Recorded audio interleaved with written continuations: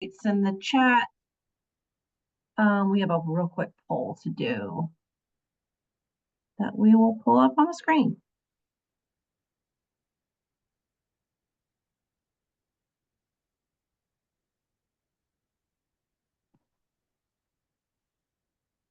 So if you just take 1 minute to self-identify in the poll, that would be great. As we're getting the screen shared, I will just mention that if you have questions for the presenters, we can type them in the chat or wait till the end and we can open up time to do questions and chat and things like that. And we will we'll record all those as well so we can have those to go through for the presenters if there's anything we need to look into. But we will go ahead and have the presenters share their screen. And we have two presenters today to talk about the Therapeutic Horticulture Activities Database. We have Leah Diehl and Lesley Fleming, and they'll talk a little bit about this program and introduce themselves. We did have a bio in the email that went out, and so they have a lot of great information to share today, and I will pass it right over to them. All right, thank you very much, Anne. I'm still seeing the poll on the screen. I don't know if other people are, it's blocking the slide. I think you can just X out of that. Okay. Okay, great. Well, good. Well, thank you. We are happy to be here. I guess I'll introduce myself, and then Lesley, when you do your part, maybe you can introduce yourself at that point. My name is Leah Diehl, and I am with the Environmental Horticulture Department at University of Florida. My area is horticultural therapy and therapeutic horticulture. So I do run a certificate in horticultural therapy here at UF, and I also run programming and research projects in therapeutic horticulture. So I am here today with Lesley to talk to you guys about this wonderful new resource that we have for plant activities that we call THAD. So I'm going to get us started by talking a little bit about just giving you a little introduction to the database. And I'm also going to give you a little brief primer on horticultural therapy and therapeutic horticulture and some different ways that THAD can be used. And then Lesley's going to take over and talk more in depth about the actual database itself and show you some examples of activities and its organization. Lesley, can you move forward? Yeah, slide? I'm still seeing the self-identify. If you click the X in the top right corner of that, it should go away for you, I think. Yeah, okay. Yep. Okay, great. So the database itself was launched in early 2024, I think shortly after the first of the year.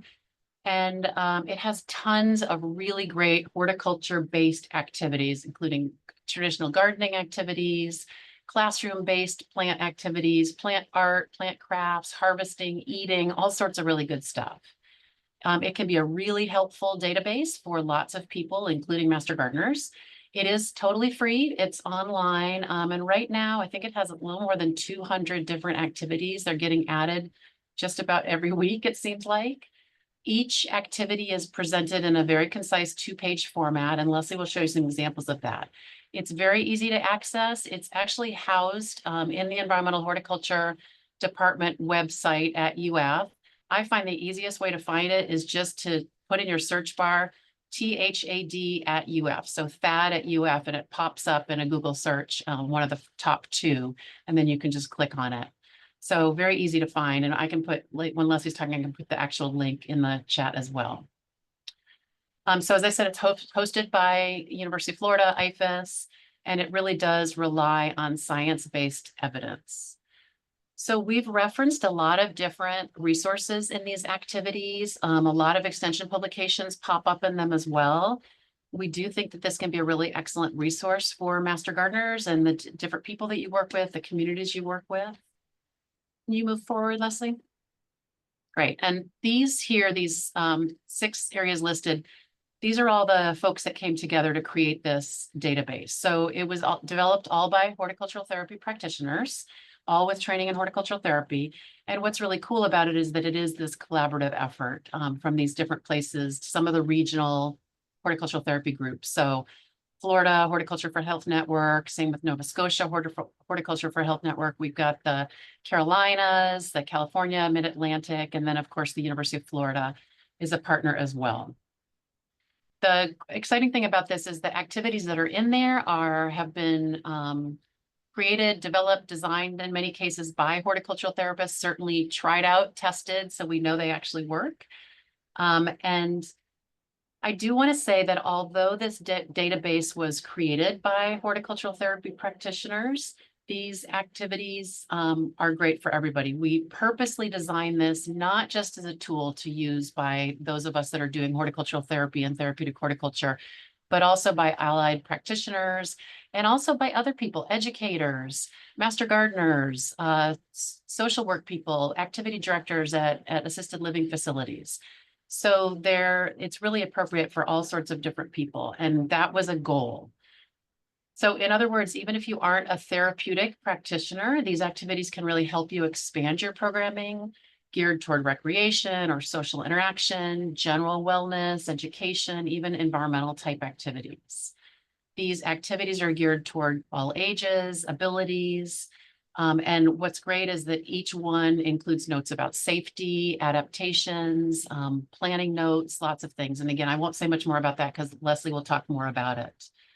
So it doesn't really matter who you're working with or what setting you're working with. You can find a way to make these really be useful. So as I said, it really was intended for a wide audience to use. And I will tell you that as of the end of October, this was the second most visited website on the Environmental Horticulture Department. Actually, I think really all year long. So there are a lot of people that are looking at this, and that's really exciting. One thing I want to say is that I'm asked a lot what a program should be called when we're kind of gearing a program or an activity delivery to bringing people and plants together. And the term therapeutic horticulture is sometimes used incorrectly because we all have that feeling of how being outside can be therapeutic, how gardening can be therapeutic, but to actually call something therapeutic horticulture means that it has a specific meaning. It also implies specific training. So I do want to take a couple of minutes to walk you through a couple of definitions of practice, just so you have this as a background understanding and can certainly help those people that you work with understand the nuances as well. Leslie, you can move forward. That'd be great. Okay, thank you. So according to the American Horticultural Therapy Association, horticultural therapy is the participation in horticulture activities facilitated by a registered horticultural therapist to achieve specific goals within established treatment, rehabilitation, or vocational plan. Horticultural therapy is an active process which occurs in the context of an established treatment plan where the process itself is considered the therapeutic activity rather than the end product. Move forward. Now, therapeutic horticulture is also defined by the American Horticultural Therapy Association, and this is the participation in horticulture activities facilitated by a registered horticultural therapist or another professional with training in the use of horticulture as a therapeutic modality to support program goals. Therapeutic horticulture is a process through which participants enhance their well-being through both active and passive involvement in plant-related activities. So one of the things I want to point out here is that in both of these cases, these are goal-directed programs. So in other words, whether it's an individualized goal or it's a group goal, these goals have been determined, and then the activities are designed to be delivered with a certain outcome in mind. Lesley, can you move forward? Thank you. Another way to think about this, which can be really helpful, is that there really are three essential elements in horticultural therapy practice. And the first one, if you can go forward, actually you could just do all three here. The first one is that you're working with a defined client group. And this has been a group that's been defined as having a particular special need. People recovering from stroke or people with schizophrenia or recovering from substance abuse. So that there's a defined client group that you're working with, that the program and the activities are goal-driven. In other words, that you've determined some goals that will help this particular client group to, just put very simply, achieve better life. And then the third part is the cultivation of plants. That active hands-on cultivation of plants is a really important component of that. So in order to be defined as horticultural therapy, therapeutic horticulture, all three of these things need to be present. Okay, can you move forward? Yeah, and then both programs really, to put very generally, the aim is to maximize function, social function, cognitive function, physical, psychological, physiological function, and then also to broadly enhance health and well-being. What I want to do very quickly, and then I'm going to pass it over to Lesley, is to give you two examples. One example of a horticultural therapy activity and one example of a therapeutic horticulture activity, so you can kind of see how they might be done differently. Yeah, thank you. So in this case, this is and I'm actually showing a real case example. This is a horticultural therapy program that I ran in Chicago while this was the beginning of my career. And I was working with a group of young adults with cerebral palsy. They all used wheelchairs. And this young man, Juan, was one of the participants in the program. Because it's a horticultural therapy program, every individual in the program had specific goals and objectives they were working on in the horticultural therapy program. So in Juan's case, our long-term goal for him in the program was to increase his fine motor skills. And we came up with this goal, the whole treatment team came up with this goal. There was something he was working on across all areas. And so we were going to do some activities in the greenhouse that would help him with this. So Juan, as you can see in that lower picture, he's actually holding onto a spray bottle there. We actually started working on this goal before we had a greenhouse, and we had a classroom space that we had grow lights and plants. As you can imagine, it was hot and dry in that classroom. And so misting the plants was a really important part of working or keeping the plants healthy. Lesley, can you move forward to the short-term goals? Yeah. So in order for us to move Juan to a place where he couldn't even get his fingers wrapped around that spray bottle to being able to do it independently, we came up with a series of short-term goals. So in his case, at the beginning, we literally had to do our hands over his hands to press that trigger on the spray bottle because he just didn't have the ability to do that yet. Once he was able to tolerate that hand over hand spraying, we could move on to having him grip the bottle independently. And then from there, move on to him being able to actually squeeze the trigger, maybe just even a couple of times. And eventually, over a fair amount of time, to be able to do that independently. So this was a lot of very particular goals that we were working on based on his abilities and, you know, what we knew about him and cerebral palsy and all that kind of stuff. But what was exciting about this is this was a real job that needed to be done. And Juan was so excited when he was able to actually do this independently because he knew how meaningful it was and how much it contributed to the health of the plants. The other thing that was really wonderful about this is that Juan, we saw these skills carry over to other places. He uses an electric wheelchair, so he had better control over the joystick on his electric wheelchair. He was able to pick up, adaptive pencil or fork more independently, and it really did increase some independence in his other activities of daily living. So that's just an example of how we would put together a horticultural therapy goal for an individual as part of an individualized treatment plan. And Lesley, if you can move forward to the next one. Now, this would be an example of a therapeutic horticulture goal. And when we're talking about therapeutic horticulture, we're not creating goals for individuals in the program. We're creating goals for a group of people that have generally the same needs or perhaps disabilities. So in my example here, we had a program, and this was our program here at UF, where we were working with young adults with autism. And this particular program had kind of a job skills focus. So rather than creating individualized goals for each person, which would have been great, in that case, it would have been horticultural therapy, we came up with a set of goals that we knew were going to be important for all of these folks, especially with the goal of perhaps being able to increase their ability to get some type of employment in the future. So our group goals were that if you think kind of the longer term goal would be to increase job readiness. And then some of those shorter term goals were to practice appropriate workplace communication, or to build problem solving skills, increase effective teamwork, increase some sensory regulation for those that needed to do it. So we're working on all of these with everybody, certainly putting in some individualized help depending on somebody's particular abilities and skills. but we're tracking this information, we're documenting it, we're making sure that people are progressing through. So that was a very quick and dirty example of the difference between horticultural therapy and therapeutic horticulture. I'm showing this to you because a lot of times people say, well, I'm not a horticultural therapist, I don't have training. What do I call this program?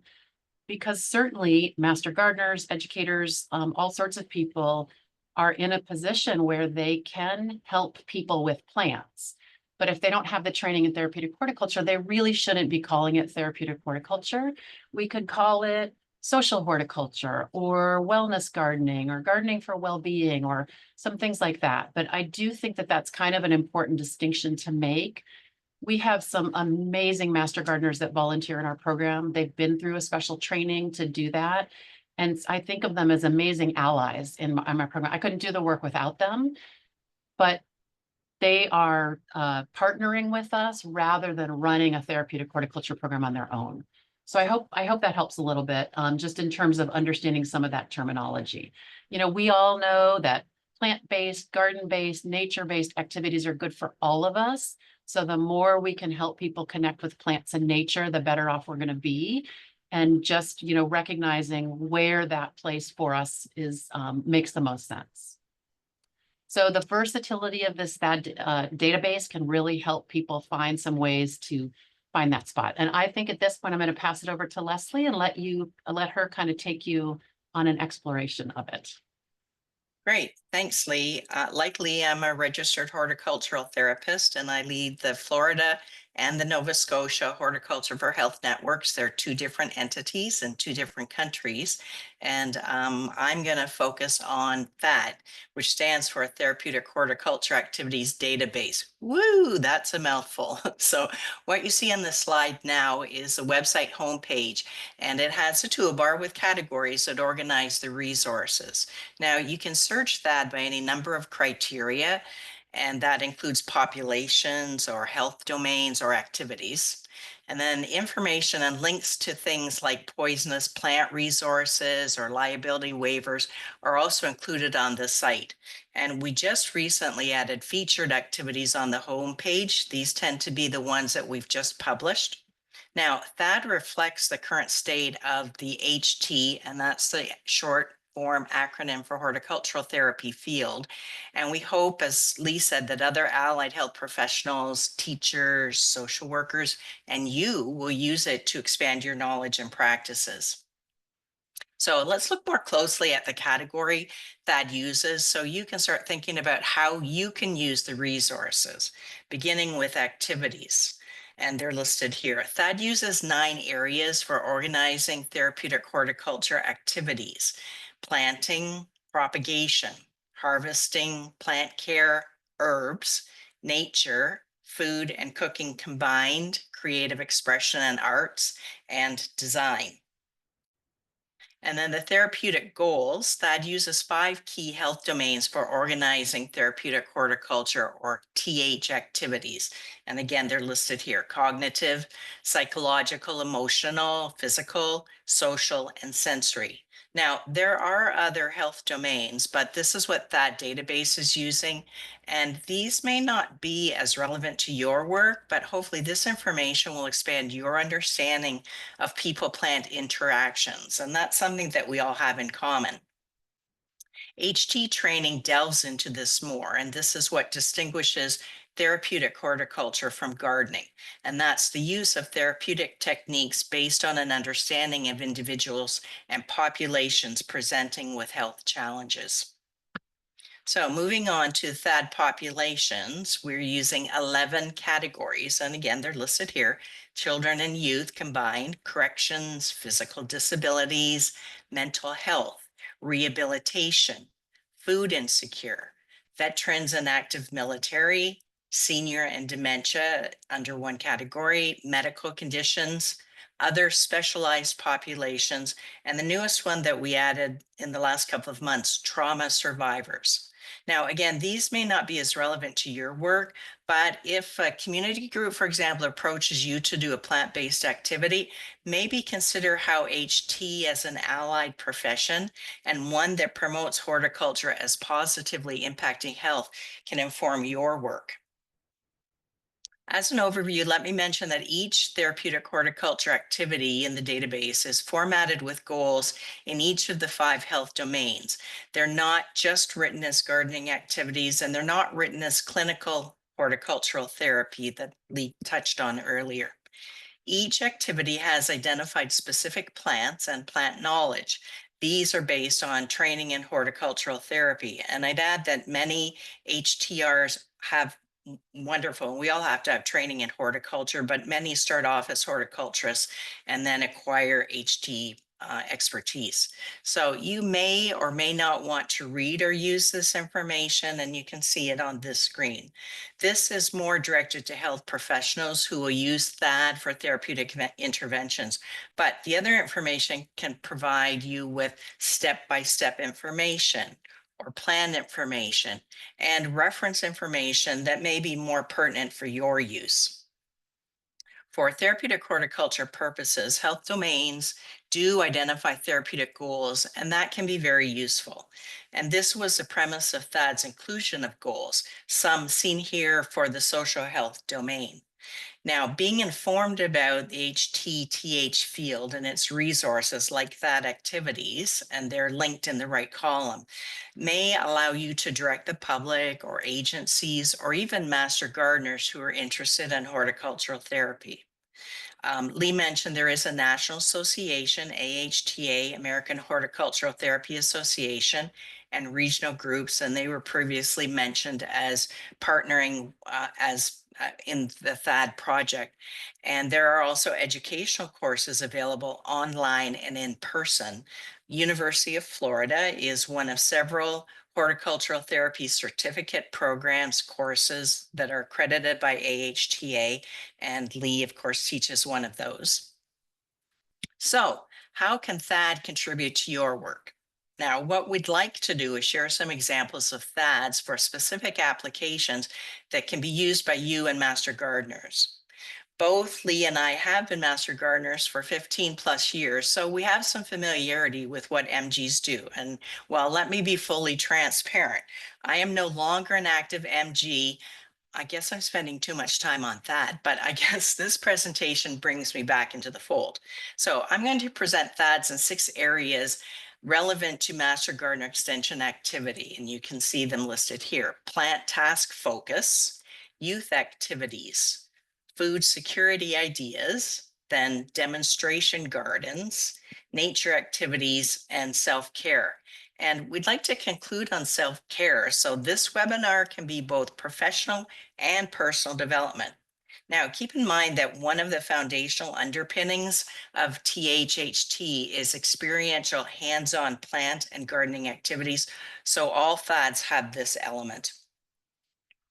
We want to acknowledge the horticulture expertise extension offers, and we have referenced and cited extension publications for many states and counties in many THADs.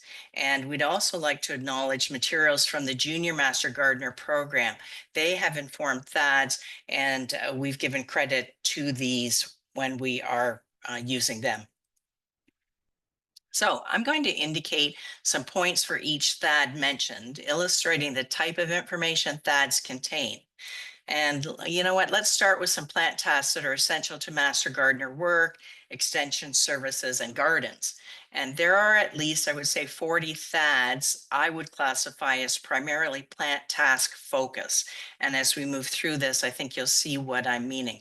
So here are 2, geranium propagation and hardening off plants. Now, we know you do these tasks and you're probably teaching about them and doing workshops, leading sessions at community gardens. So for geranium propagation THAD, the supplies are listed, step-by-step instructions are provided, and some geranium plant information on ivy, scented, zonal, and regal geraniums are included. Now, as Lee mentioned, THADs are 2-page activities, so nice and concise, and easily printed for hard copy if that's how you want to use them.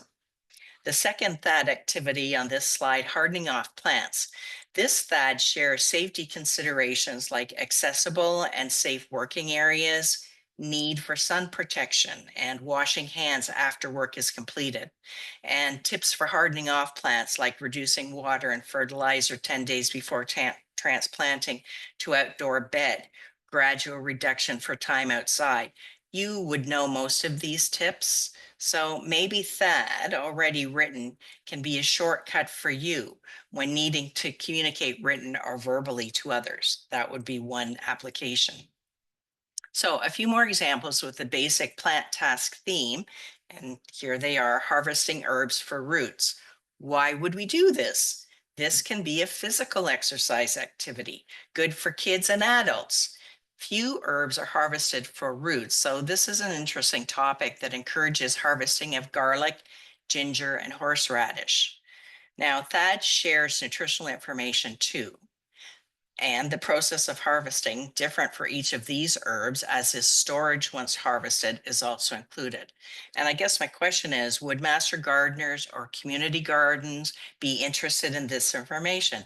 So maybe this is another application on how you use a THAD. Next example is milk jug to mini greenhouse. And this THAD combines seed planting, water cycle, greenhouse concepts with environmental lesson of upcycling. And this is typically appropriate for all ages and abilities. The breadth of ideas and applications is, I think, worth a look.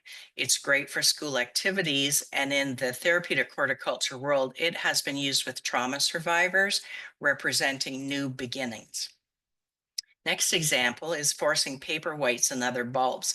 And this THAD begins with dormancy of bulbs, some horde information on unique growth, and inputs for optimal growth.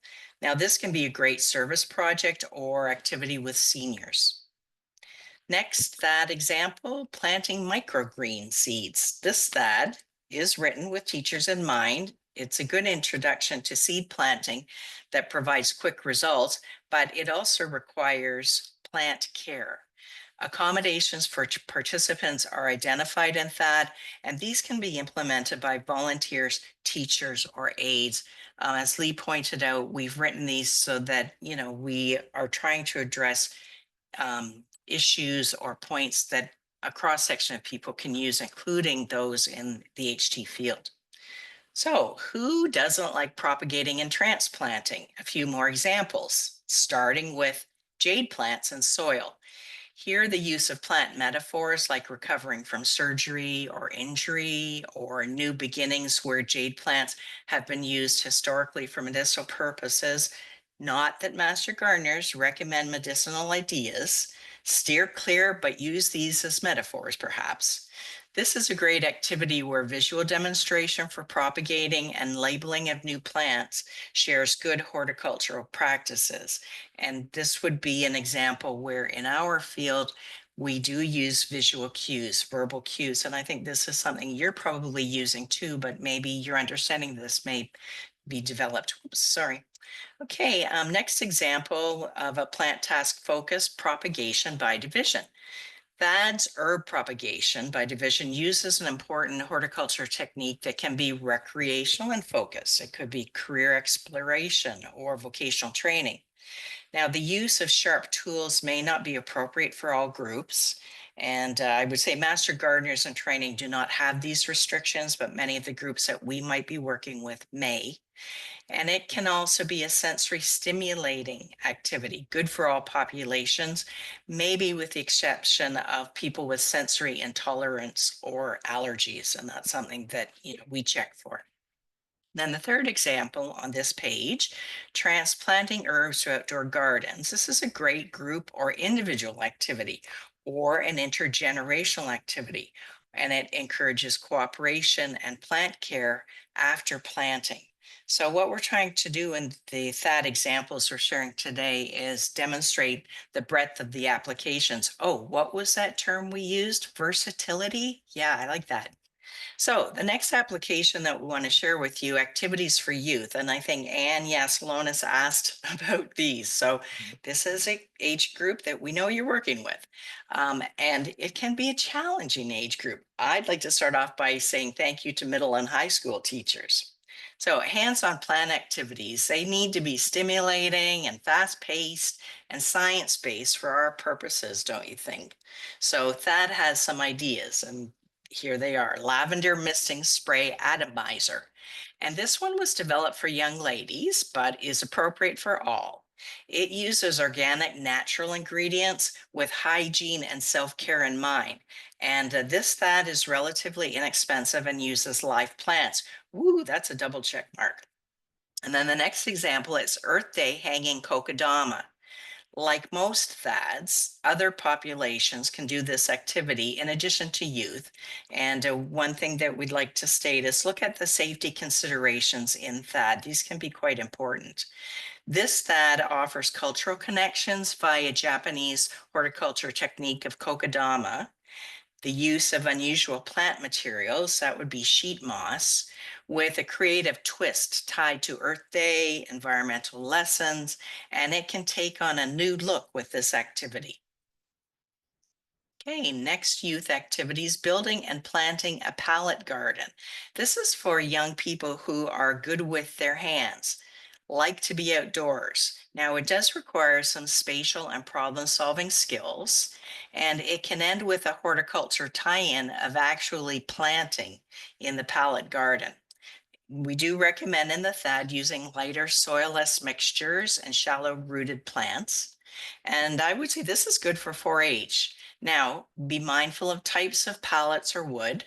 Do not use MB, that stands for methyl bromide, stamped pallets. And again, read the safety points, please. This activity can segue into the next activity on the screen, Let Us Be Different. That is such a wonderful title. And this is using the lettuce grown in the palette garden, perhaps. So it can be a multi-session progression. Sometimes we had need of these. It's an excellent activity for comparing and contrasting or use of rubrics for math integration, think school gardens, and it's great across age groups. Now, this activity can include tasting. Look at the safety points because that can be a challenge for some. And it can provide an injection of tolerance. And the easy way to say this, and I know you'll relate to how we're expressing this, people and plants come in all sizes and colors with different attributes. And this Thad was actually written by Michigan Master Gardener Kathy Carroll, who is also an HTR.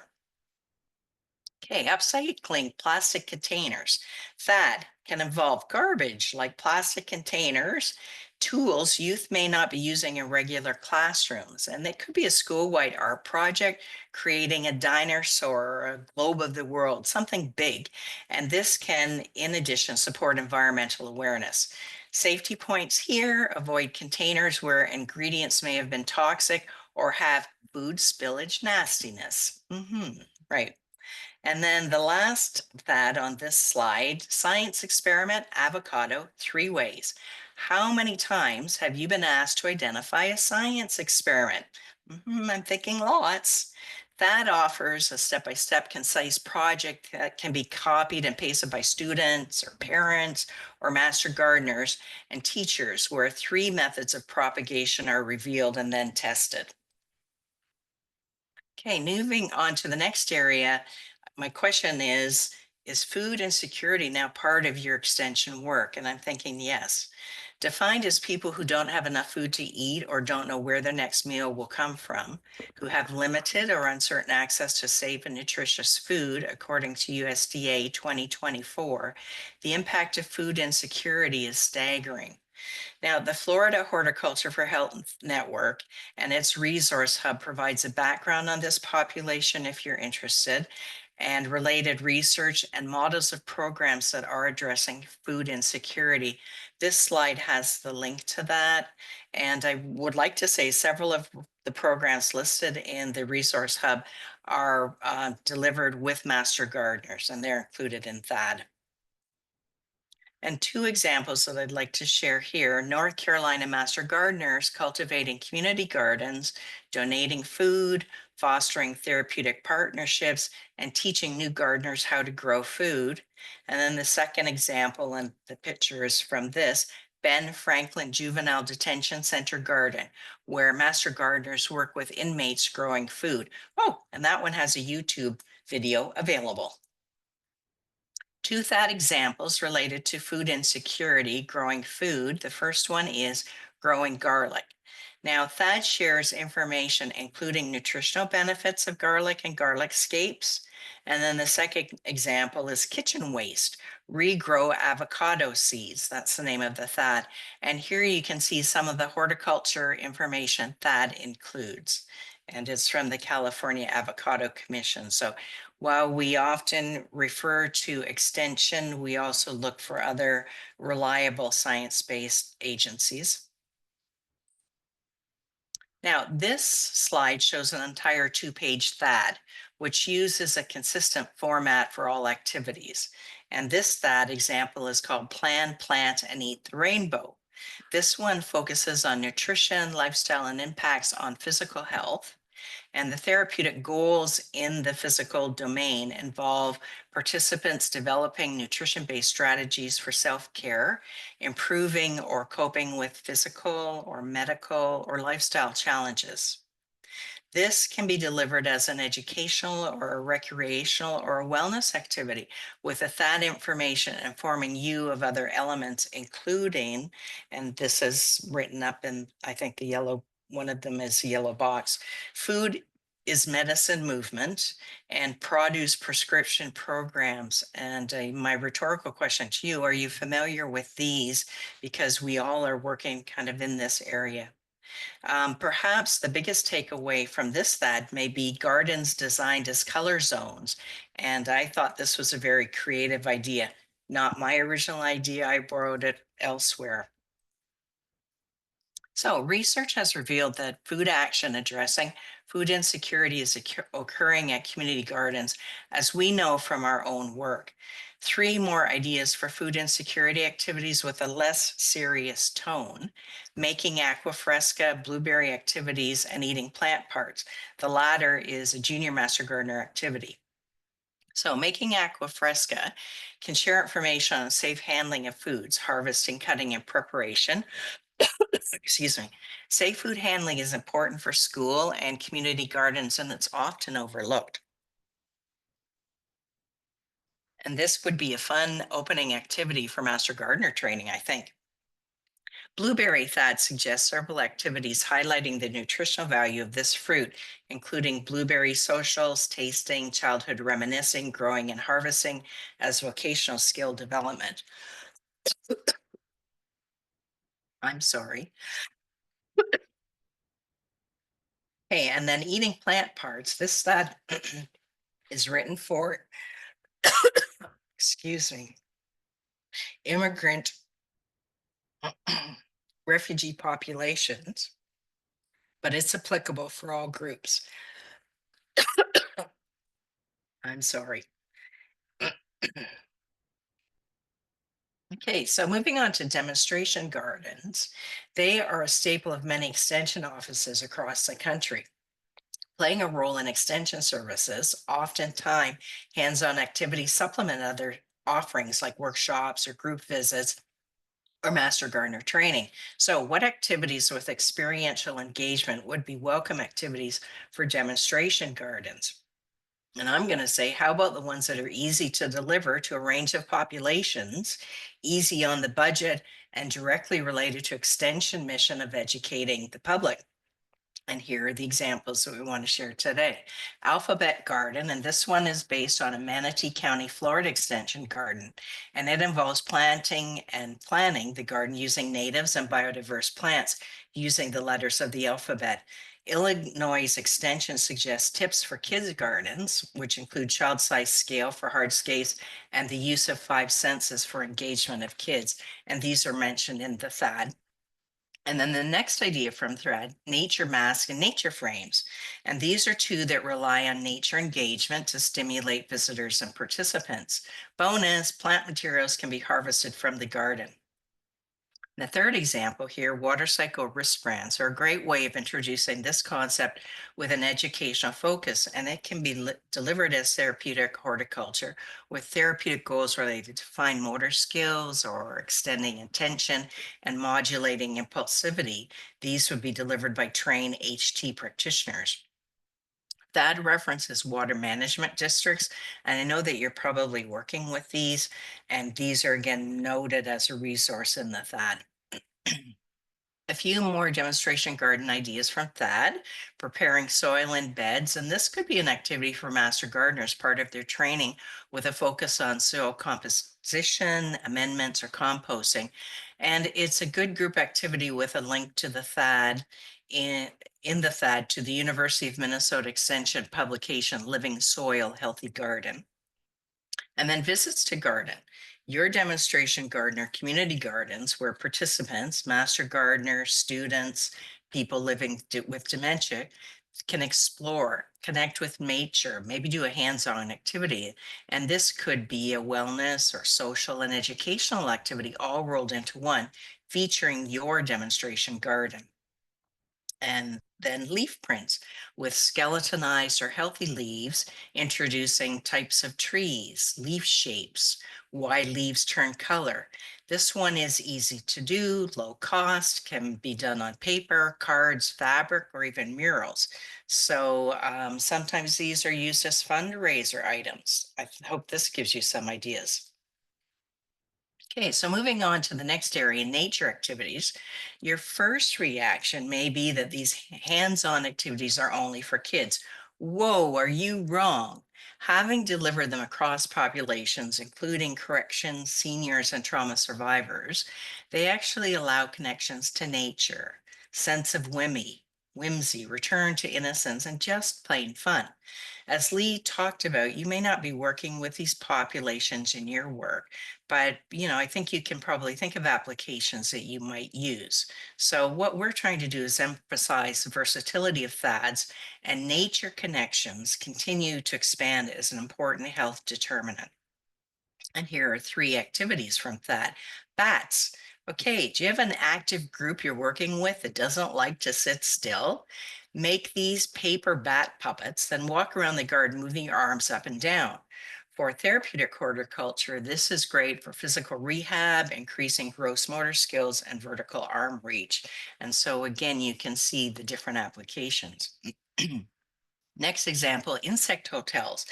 A focus on beneficial insects. Always a big learning curve for most. I remember this from my EMG training.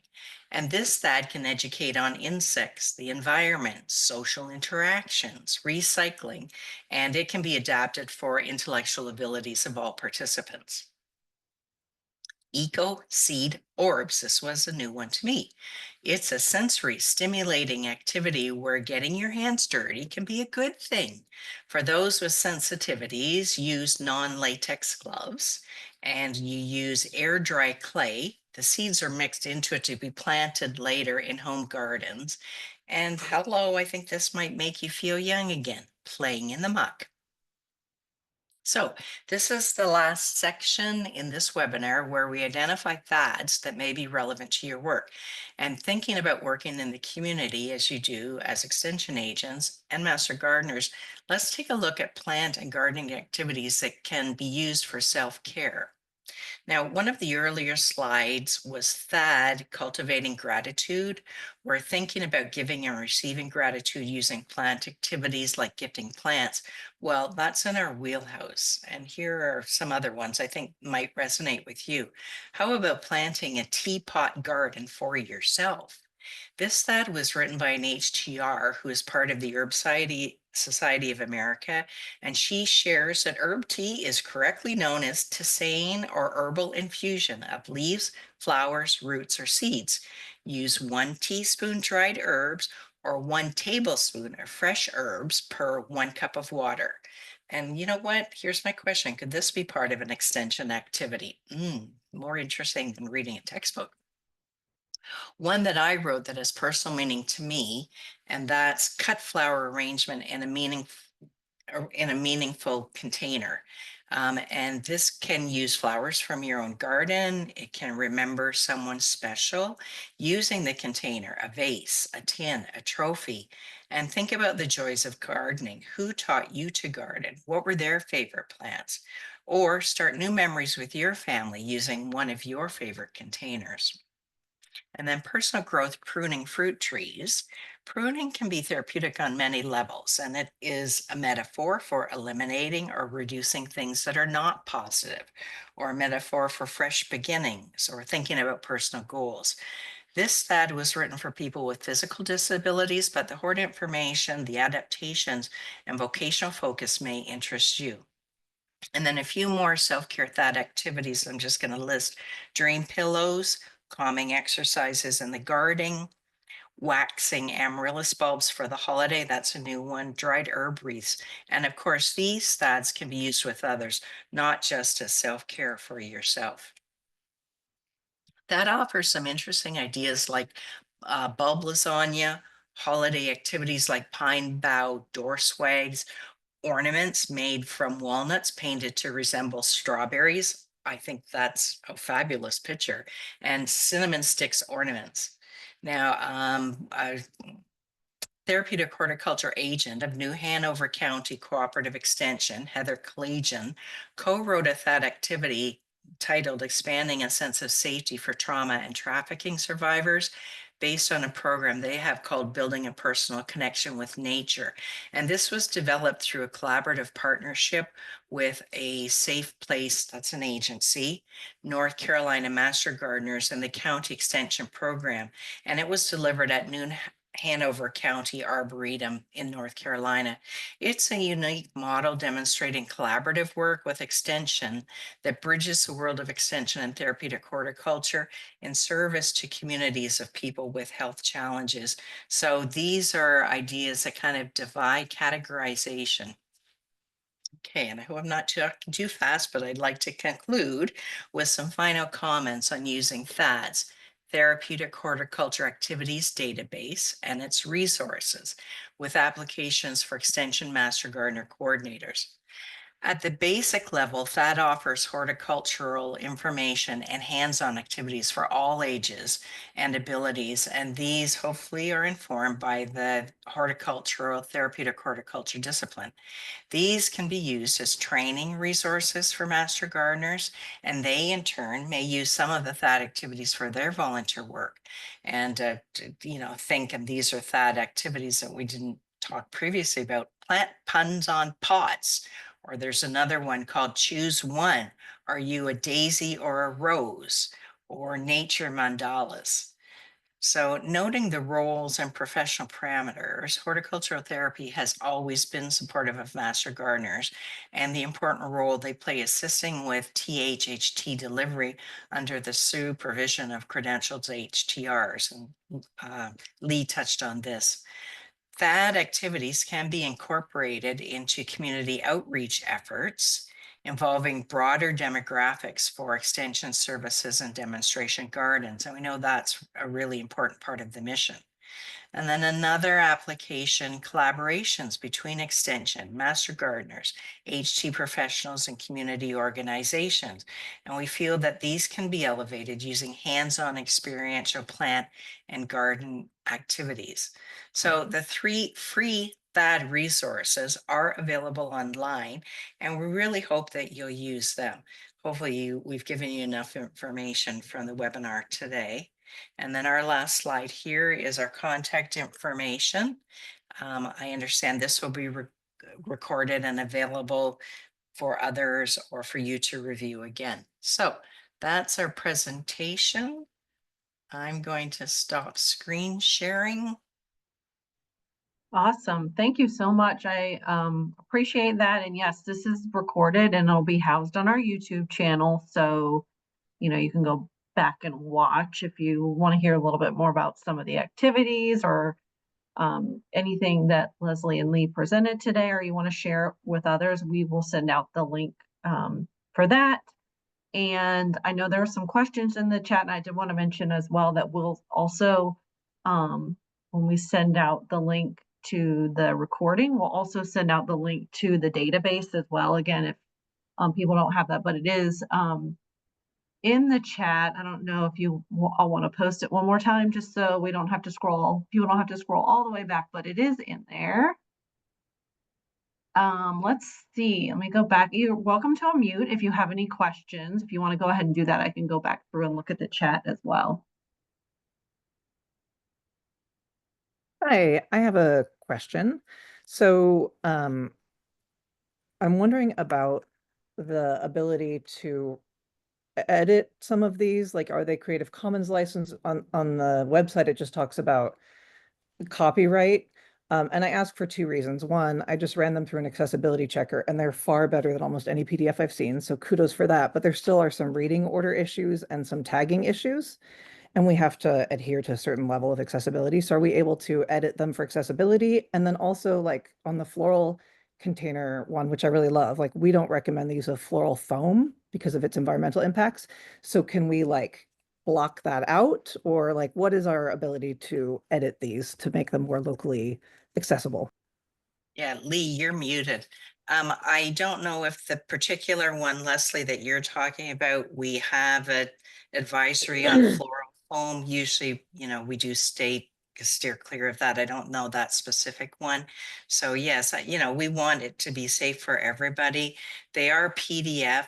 The purpose of that is that other people are going to learn from this. So I think, if you want to reuse them, please give credit to Thad and the author. And yeah, if you can improve on this work, great. If you want to share it with Thad, that would be through the UF website. That would be fabulous too. Thank you for raising those issues. Thank you so much. Anybody else have a question they want to unmute for?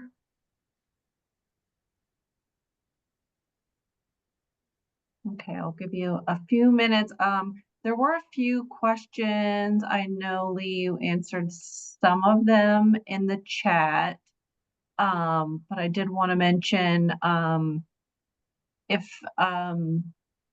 people decide to use some of these, do you need anything from us as the user? Reports on numbers, or hey, I use this, or anything there, or are they just open for for the taking? Yeah, they're just open for use. I mean, we'd love to get some feedback if, someone was especially helpful, or if you found there was an important adaptation or something, we'd love to hear about that. And you can always send that information through that contact form on the website. Yeah, Right. that would be great. I did try to answer everybody's questions about education and some different things like that. I think I did see a question about whether there's a list of university extension already using this, and I don't know the answer to that. I mean, that would be a great answer to know, but it hasn't even been out there a year, and we've been adding. Leslie's been working hard on finalizing lots of thads to get them up, but Right. it's always Is the good to hear. question extension already using THADs? Is that the question? Yeah. Right. And the one THAD that I cited, the Alphabet Garden, that was written with extension staff, Kathy Oliver, Manatee County, Florida. That's the one that comes to my head. So I think they're accessing it. But, we appreciate this platform to share the materials that we have. So thank you all for sharing and being interested in this topic. And yeah, hopefully it will be extended. The one question I see here, what are you looking to gain from this webinar? I don't know if that was answered. For me, it's learning how to engage a client group that may have unseen needs. I'm not exactly sure what's being asked there. I'm wearing our HTR hat. Part of the HT training would be how to engage a client group and understand what their needs are and how to be effective in terms of, what Leah and I are trying to gain from this webinar is promoting THAD. We think it's an excellent resource, applicable, to lots of different groups. Lee, did you answer that, or do you have I a? think that question may have been geared toward other participants to, Oh. what the listeners were hoping to get from the webinar. Oh, It was my sense anyway. okay. I did see one that I wanted to mention too, is where people were asking about submitting potential activities. Is that something, could you talk a little bit about how that might work? Yeah, I think, yes, please do that. I mean, one of the things that we guarantee, I guess, is that these activities have been tested, that we just aren't writing these off the top of our heads. And, usually what we've been able to do is partner somebody with the experience needed, somebody maybe with strong horticultural information, so they might be co-authors. And what we'll see is some people may be very strong with identifying the therapeutic goals, and others may be very strong in delivering an activity at school garden. So we can put expertise together and then, publish the THAD. So yes, please submit it again. I think the easiest is through the UF website. Yeah, and Leslie's also really good about adding contributors to our contributor list. So you do sort of get at least credit, not just on the activity itself, but on the website that you've contributed. And that can be important to a lot of people. Great. Yeah, we can put that out as well to everyone when we send out the email too. I know, I mean, everybody has all these activities that, we do locally. So maybe, sharing them might help out someone else as well. Right. So we're a little after 2:00. Anybody have any last questions at all? Ashley, I don't think we need to reshare our screen again, but I did want to mention that this is our last webinar for 2024. And we are working on finalizing our schedule for 2025. We will send out the first couple of webinar topics when we send out the email after this one with the YouTube and, all the information links. And then it'll also be in the EMG newsletter. So make sure you're getting that. And we'll send out a new Zoom link as well for all of the webinars for 2025. And if you have something you would like to present or someone you think has a great presentation or topic you'd like to hear about, just send Ashley and I an email. And we would love to get someone else scheduled. So thank you all so much. Thanks to Lesley and Lee, and we appreciate everybody for joining us today. Have a great rest of your day.